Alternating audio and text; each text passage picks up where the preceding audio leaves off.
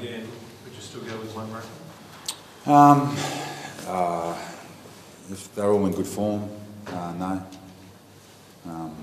But we had 2 rucks the last 5 or 6 weeks and hasn't super helped us. So I thought the biggest issue was how many times we kicked it back to Adelaide more so than our stoppage stuff. The issues you've always put up is about competitiveness and so forth. That one doesn't tick that box, does it? No, it doesn't. Look, we made life really hard for ourselves, and it's miles away from the footy we've played at times this year, and a lot more this year. What we just served up tonight was a mere miles away from that, and it's not who we are and where we want to go to. But we've served it up.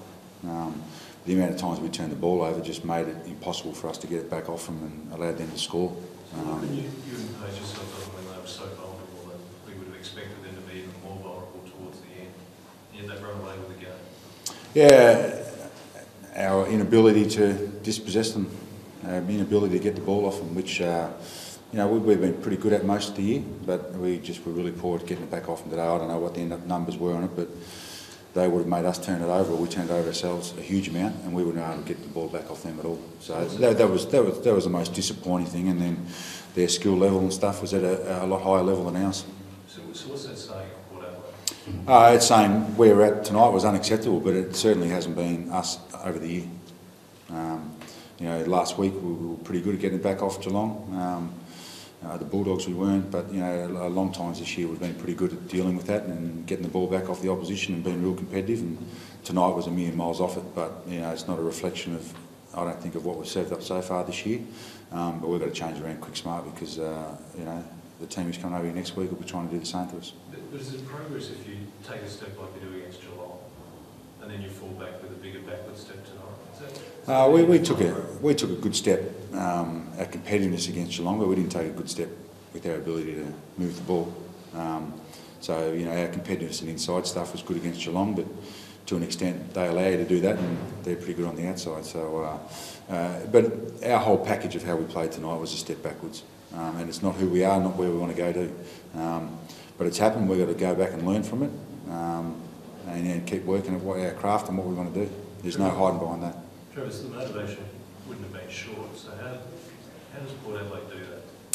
No, mate, the motivation for the showdown's always there, and our preparation during the week was second to none. It was fantastic, and to come out like that is, it hurts, and it hurts the fans, and it hurts the players, and it hurts the club, and look, it's really disappointing, and what killed us in the end was just turning the ball over. We just gave them the ball, and that's unacceptable, and look, we'll review that and move on to Essendon next week. So it's tough, isn't it, to set a square with Jacobs obviously played in the middle, with Jacobs' dominance. How tough did that make it for the power midfielders?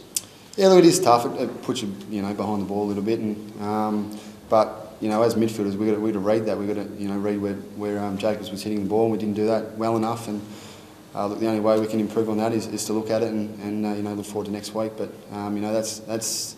Loeb's will learn from that, and I think Jacobs is probably in all-Australian form and one of the best ruckmen in the comp, and Loeb's will learn from that, and as a midfield group we'll learn from that and take a step forward. So that was it, Matthew, simply you felt there wasn't a second ruckman who was in form to play this game? Plus I thought we needed more midfielders and more run through the middle of the ground, and in the end we just weren't able to have enough of the guys win enough of the ball through the midfield. We had to plug some holes, especially when they lost a couple of tools and they were small down back. We were plugging holes there. So, look, he's in terrific form, and if we had if I was sitting here right now and had to pick the team, I'd want to use another ruck. But we manned him up with Westhoff and Jackson too, and had 2 guys surrounding him, and he still was able to dominate a fair bit. But that was an issue for us. But I think we both scored the same amount out of stoppages. There was any ability for us to own the ball, and I thought they owned the ball really well, either with their foot or either by foot or hand. So when you say one more midfielders, when did you lose Roden? Yesterday. Any doubt before that? Some slight doubt, but he trained fully Thursday and pulled up sore on Friday. Then we had a look at him today, and so your last game of the year was the final. Maybe you might have pressed it with him, but we're hoping he's going to get up next week, and we're pretty confident he will. Did Logan's strong effort against Geelong last week make you think that he could get the job done pretty much by himself today? Yeah. Look, I thought so. I just thought we needed more run against Adelaide rather than have another super tall in who can compete at ruck stoppages, but really doesn't help us get around the ground or be a real forward target for us. So just weighing up that all the time. So if we had had 2 rucks, yeah, it might have taken away a bit of his dominance from him, but would have helped us with our running and kicking and handballing, probably not.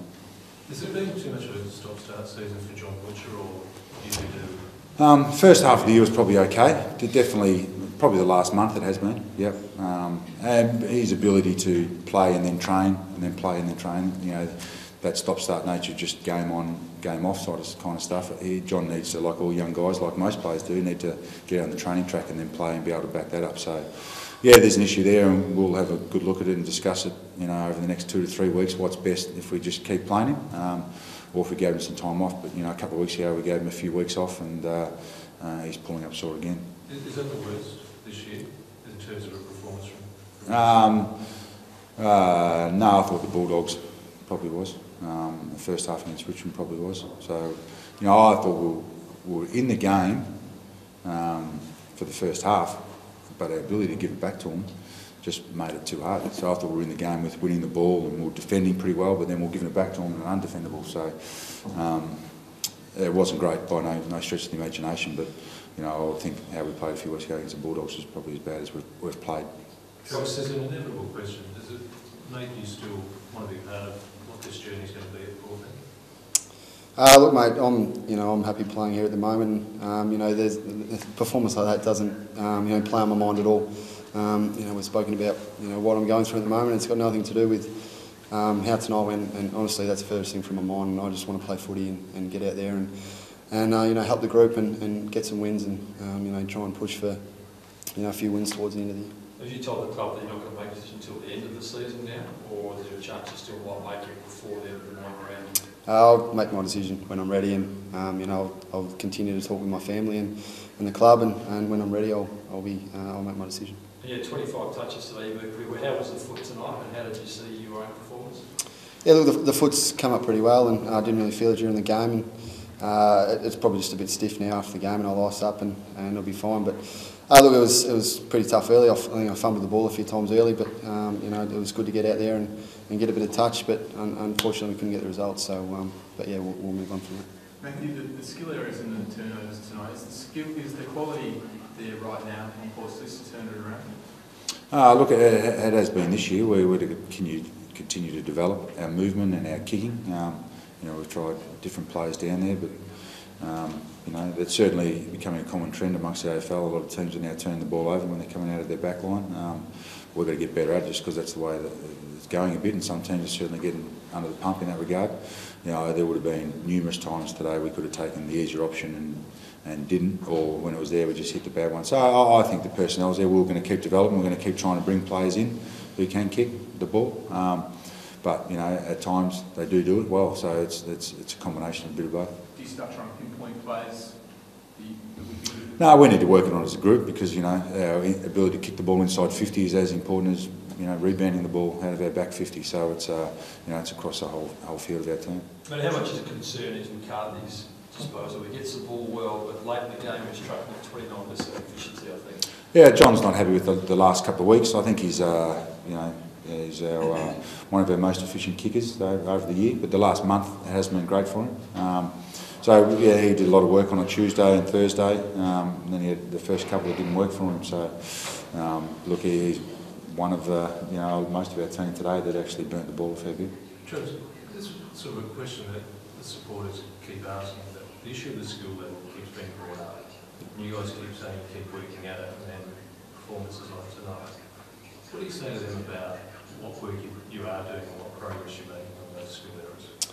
Yeah, look, I think what we're pretty much saying is just stick with us. We're working as hard as we can during the week, and we continue to develop. And I think it's really just probably more the senior players that are really making little blues, and I think it's just sort of under pressure. And we're going to continue to work on that, and it'll change. And just for our supporters to stick with us, and once that changes, we'll be in more games and we'll get more inside 50s, and we'll look after the forwards. So just stick with us. When you say it will change simply by working on it, or do you need something extra to come into development that maybe happen for you? I think it'll only change anything will only change if you keep working on it, and that's the only way we're going to improve. And you know, we're going to do that as a group, not just one or two blokes. It's a whole group, and you know, as the coaching staff and playing group together, we'll work on that, and things will turn around.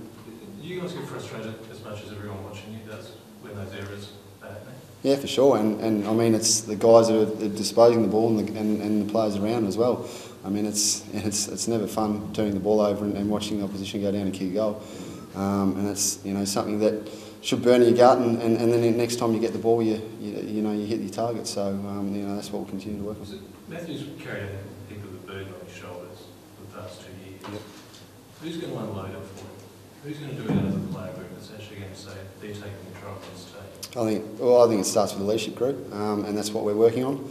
I think it's, you know, it's pretty hard at the moment with, you know, I think all leaders out the last couple of weeks, and myself and Jack are coming back in, and we'll continue to work on that. And we want to help Matty as much as we can, and we've got to produce that, and you know, take it down to the rest of the group and the younger players, and then hopefully the whole group can stand up. Matthew, one positive was Paul Stewart working 4 goals. Does he have the makings? He said that the makings of a good forward. Is that something you persist with? Yeah, we have the last month. I think he's played that high half forward, a little bit of wing. He's gone a little bit on ball. So yeah, we think he does. He's a real hard worker. He runs hard. He's pretty good overhead. He wins his own ball, knows how to do that. So he got his reward today for some really hard work. But yeah, the last month where he's been playing there, I think that could continue as long as we hold up down back for the rest of the year. Is there ever a debate of playing Troy Chaplin in attack rather than defence?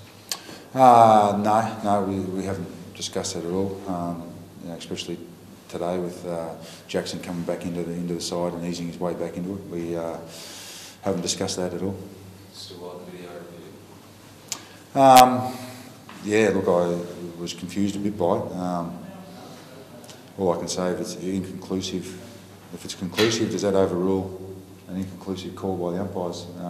You know, if they think it's touched and the vision shows it's a goal, what's the outcome out of it? Or if it's clearly not shown that. So I thought it held up the game a bit today. I'm not sure, did we get the right results out of it? I couldn't tell from where I was sitting. But look, I think it's overall it's probably going to improve to make sure we get the right calls. You frustrated? Yeah, look, I'm frustrated as anybody is working at this club, supporting this club, whereas certainly not where we want to be at. But we are going to continue to believe in this group. And, you know, that's easy to say after a win. It's hard to say after a loss, but we are going to continue to believe in this group and keep pushing them high standards and expecting them to play at a better level and a higher level week in, week out. That'll start with our review. It'll start against Essendon. And, yep, this is disappointing, especially against our arch rivals who we hate to lose to, but it's happened. We're going to learn from it, and if we don't get better from it and we don't get hold each other accountable to it, then we're not going to go on any further. But this group will, as coaches we will. That's interesting, like hold them accountable to it. When's the moment come where you actually say, no, enough with this group, and you do change it around? Oh, I think you change your team throughout the year. We've changed our team. You know, that's not just a team, like a squad. Do you say no? We will do that at the end of the year if we're talking about the list management stuff. But geez, I'm focused on what kind of team can I produce. I know we'll get Dom and Matty Thomas back next week, and they'll come into our team. And I want to put a team out in the park that's going to be competitive, that's going to play the way that we want to as much as they can, and keep their attitude and positivity up for against Essendon. I'm not looking forward to or looking towards our squad for next year. I'm looking forward to what team can I put on the park next week to make sure we can beat Essendon. They haven't played here well for a while against us. It's been a while since they've been here, and we've got to now set our sights on that, but learn from what a good team did to us tonight. Well, guys, thanks. Thank you.